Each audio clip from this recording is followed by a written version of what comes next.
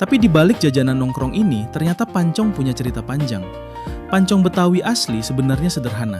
Tepung beras, santan kental, dan kelapa parut dicampur jadi satu, lalu diaduk perlahan sampai aroma gurihnya mulai terasa. Setelah itu, adonannya dituangkan ke cetakan besi panas, dipanggang sampai pinggirnya kecoklatan dan bagian bawahnya sedikit gosong. Ada versi populer yang bilang nama pancong berasal dari cara kuenya diambil dari cetakan. Bagian bawahnya dicongkel pakai batang besi kecil, lalu disajikan hangat-hangat. Dari situlah muncul istilah pantatnya dicongkel. Ciri khas pancong juga ada di bentuknya. Setengah lingkaran kecil dengan permukaan sedikit gosong dan pinggiran renyah. Semua itu lahir dari cetakan besi cor yang mulai populer di awal abad ke-20 saat teknologi pengecoran logam mulai dipakai luas di Jawa. Makanya menarik, dari Sumatera sampai Sulawesi, bentuk pancong dan cetakannya bisa mirip banget, seolah datang dari dapur masa lalu yang sama. Di Jawa sendiri, satu cetakan pancong ini punya identitas berbeda-beda. Di Bandung, kita kenal namanya bandros. Orang Sunda biasanya menikmati bandros dengan saus sambal atau cabai rawit. Gurih ketemu pedas.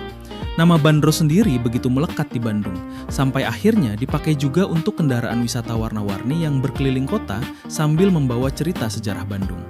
Jadi bukan cuma nama jajanan, tapi juga bagian dari identitas kota. Geser ke Jawa Tengah, namanya berubah jadi gandos. Lalu di Surabaya disebut kue rangin. Kelapanya biasanya lebih banyak, jadi teksturnya lebih krenyes dan aromanya makin smoky saat dipanggang di atas api arang. Dan walaupun namanya beda-beda, semuanya masih memakai cetakan setengah lingkaran yang hampir sama. Nggak cuma di Jawa, cetakan pancong legendaris ini juga merantau lewat jalur laut. Di Makassar namanya buroncong. Bentuknya lebih montok karena cetakannya lebih dalam dan sering jadi menu sarapan di pinggir pantai Losari.